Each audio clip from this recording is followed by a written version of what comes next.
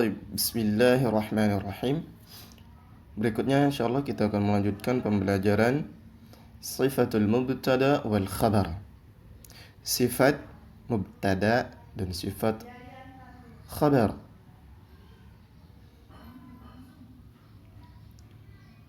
Mubtada insyaallah sudah kita pelajari di buku-buku atau modul-modul sebelumnya. Begitu juga dengan al-khabar. Sekarang sifat dari mubtada dan sifat dari khabar. Yang pertama al-jumlah. Al-jumlatu, jumlah artinya adalah kalimat.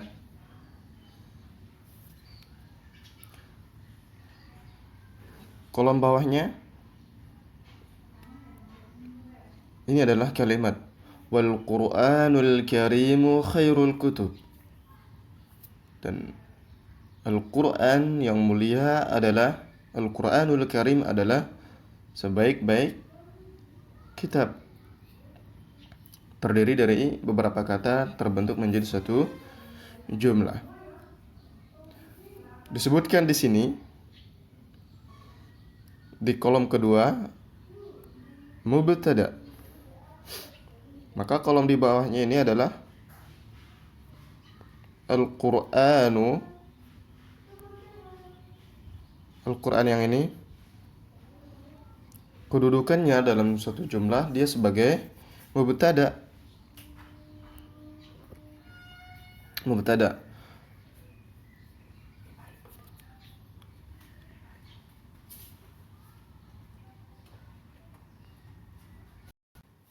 Taib. Maka dia sebagai mubtada.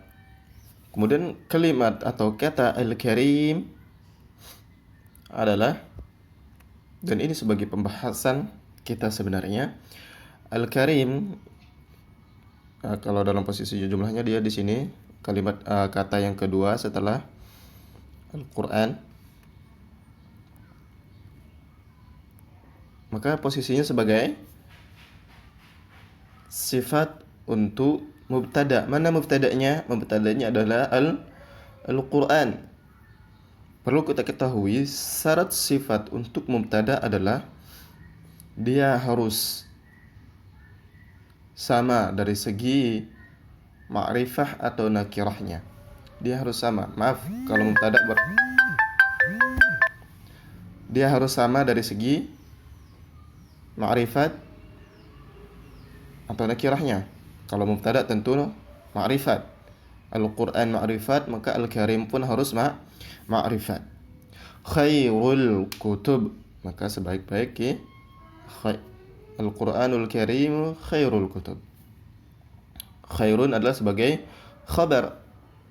Khabar dari Al-Qur'an. Al-kutub, Al-kutub adalah mudhaf dan mudhafun ilaih. Itu pembahasan yang inti sebenarnya. Kemudian berikutnya at-tatabuqu bainal mubtada was sifah. Ini maksudnya dia harus sesuai antara mubtada dan sifah itu dari segi fil rafa'. Maksudnya dia harus marfu'. Apa itu marfu'? Marfu' adalah berharakat dhammah. Fil raf'i atau dalam marfu' posisi harokat akhir dari mubtada tersebut adalah harus marfu'. Marfu' adalah dhammah. Wal ifrad, yaitu dari segi jumlah. Jika mubtada'nya satu maka sifatnya harus satu. Jika mubtada'nya dua sifatnya dua. Jika jamak maka jamak juga. Wat tadzkir, dan juga dari jenisnya. Kalau mubtada'nya muzakkar maka sifatnya pun harus muzakkar. Nakirah maka nakirah. Wat ta'rif, dan juga dari segi ma'rifahnya. Isim ma'rifah insyaallah kita sudah mengetahui pembahasannya. Baik. Begitu juga dengan contoh berikutnya. Al-ummatul mutaqaddimatu muhtammatun bil kutub. Al-ummatu, umat-umat yang terdahulu sangat perhatian dengan kitab-kitab. Al-ummatu, kata yang pertama di situ adalah sebagai mubtada. Ingat kalau mubtada dia sebagai mubtada. Kemudian sifah sebagai khabar.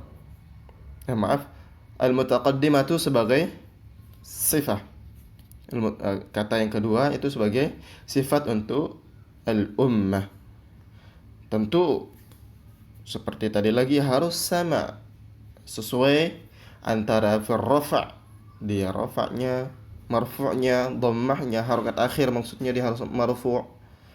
Kemudian ul ifrad, antara jumlahnya, antara dia ul ifrad tunggal, dua atau jamak. Dari segi jumlahnya harus sesuai. Wa ta'nis, dan juga dari segi jenisnya, antara laki berarti sifatnya juga harus laki. Tidak bisa mubtada'nya laki sifatnya muannas, atau mubtada'nya muannas sifatnya muzakkar. Kita lihat yang di sini, ini adalah contoh untuk yang muzakkar. Wal Qur'anu, maka sifatnya al-karimu, sama-sama muzakkar. Wal ummatu, al-ummatu adalah isim, wal ummatu adalah isim muannas, maka sifatnya pun harus muannas, sama-sama ada tak marbutah. Begitu juga dengan seterusnya. Wal kitabu wi'a'un mamlu'un ilman, dan kitab adalah wi'a'un mamlu'un ilman, kitab yang penuh dengan ilmu. Wal kitab di situ sebagai mubtada, wi'a'un khabar, mamlu'un. Nah, di sini kita sudah masuk ke pembahasan tentang sifat dan sifat khabar. Di sini tidak lagi membahas sifat mubtada di kolom ketiga ini. Wi'a'un wal kitabu wi'a'un, al-kitab sebagai mubtada, wi'a'un dia sebagai khabar, dia tidak ada sifat untuk mubtada di situ. Wi'a'un itu sebagai khabar, mamlu'un. Nah, mamlu'un adalah sebagai sifat untuk khabar, yaitu wi'a'un. Baik. Insyaallah penjelasannya tidak jauh berbeda dengan sifat mubtada. Insyaallah kali ini kita cukupkan, insyaallah kita lanjutkan besok harinya. Assalamualaikum warahmatullahi wabarakatuh.